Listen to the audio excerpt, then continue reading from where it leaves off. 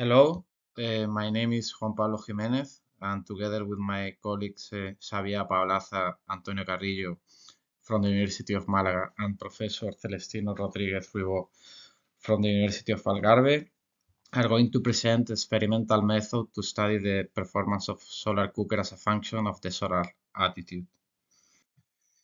The question of our work is, what is the optimal solar attitude for each solar cooker device? And if in case they have more than one configuration, what is the optimal solar attitude for these configurations?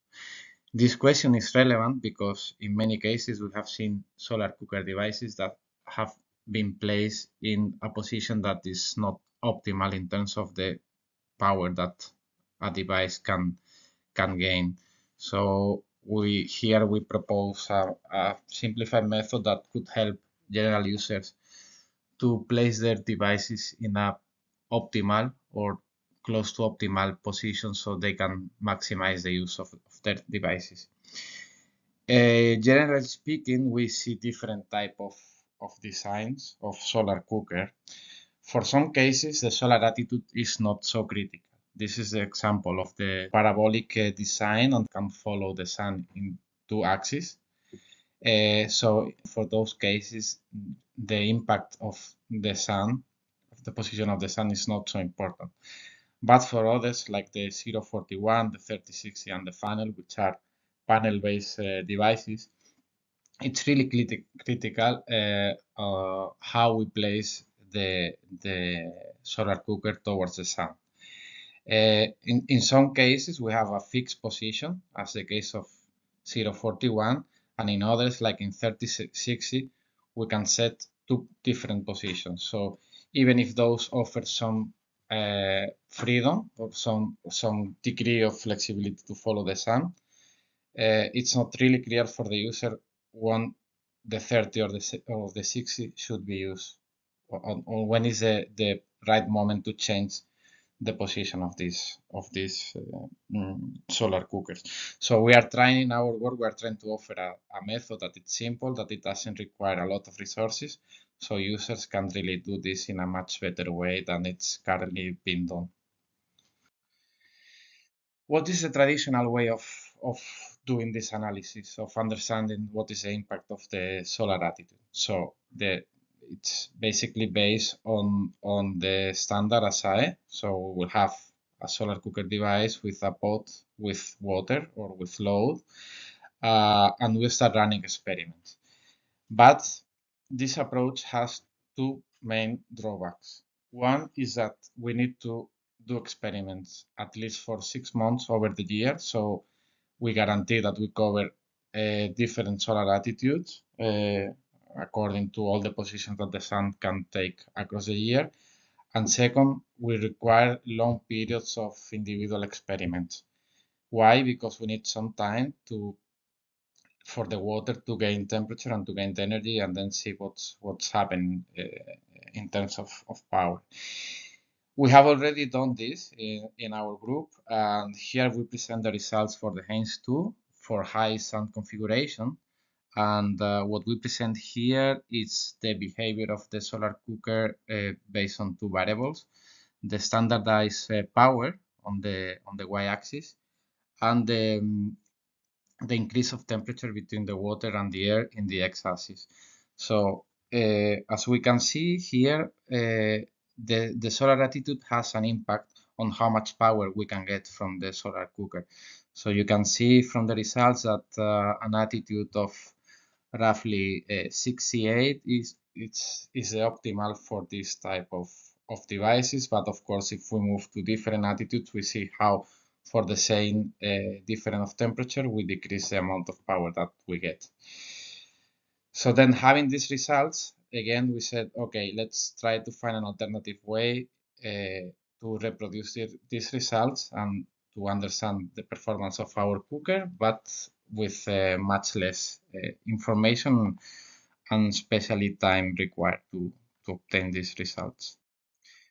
So one initial approach that we follow is an approach based on a stagnation test without solar attitude control.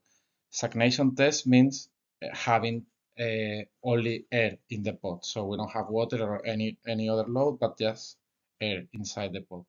But we don't control how the solar cooker looks at the sun. So basically, we place them in a horizontal plane, and then we see what's happening with the temperature inside the pot, in which, as I said, we will have air.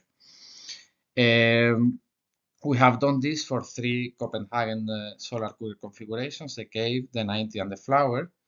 And in the right-hand side of the slide, you can see the results obtained for the temperature inside the pot versus the solar attitude. We have validated this initial approach doing the same analysis with water, so which gives credibility and validity to our results. And as an output of this work, we produce a scientific paper. You can find the title below in the slide. But still, we have the issue that with this approach, we cannot really cover all the angles from 0 to 90.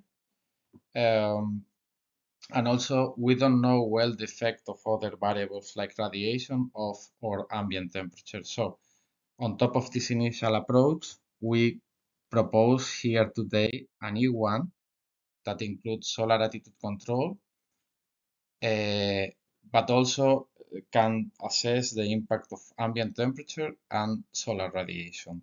And this is what we are presenting to you today. How do we achieve the control of the solar attitude? So it's a simple solution. We use a slope that we can change the angle. So basically, we are virtually moving the position of the sun by modifying the angle of the slope and the angle of the solar cooker that is placed on top of this slope. So we can really get the angle we want more or less without the influence of the actual solar position. And then regarding the ambient temperature and the radiation, we will measure them with specific devices we have in our lab, and we will see the impact of these two variables too. We have applied this approach to 7 Copenhagen configurations. 4 of them are new that we have redesigned following the panels that we have with the solar cooker. We have the original flower, then we have medium and big flower, we have the 90, the star, and the square. And we have followed this approach to see what is the normalized increase of temperature in the pot. Remember, we had only air in the pot, and the normalized temperature includes the effect of the ambient temperature and the radiation. So we don't penalize periods or moment of measures where the radiation is lower or higher. So here we plot all the results for the 6 configurations that you see in the screen. And you already see that depending on the solar attitude, we have some of them that are providing a larger increase of temperature. So we already see that the influence of solar attitudes it's important. If we pick the best of them per solar attitude range, we keep these 3 options. You can see that the green one, which is a square, performed the best between 0 and 35 degrees of solar attitude. If we move between 35 and 70, the star is the one providing the largest increase of temperature, and then for 70 to 90, the big flower is the one providing the best performance. So you can already see that if you're gonna work most of your time between 35 and 70, you will pick the star as an optimal solution for preparing your food. Again, of all these results, just to be sure, we have validated again with water load. So really, these results are not dependent on the air or the water, whatever you put inside, because we have validated that in both cases the behavior is the same. And just to conclude, 3 key points. First, remind the audience that we have provided today with an approach that it's accurate to evaluate the impact of solar attitude in the performance of solar cooker. That with our approach, general users can benefit from it directly because it can be applied in a simplified version and with just 2 thermometers and clear sky days. Users can really understand the impact of the solar attitude in their devices. And last, with this work, we try to really help general users to take the most of their solar cooker devices. Thank you.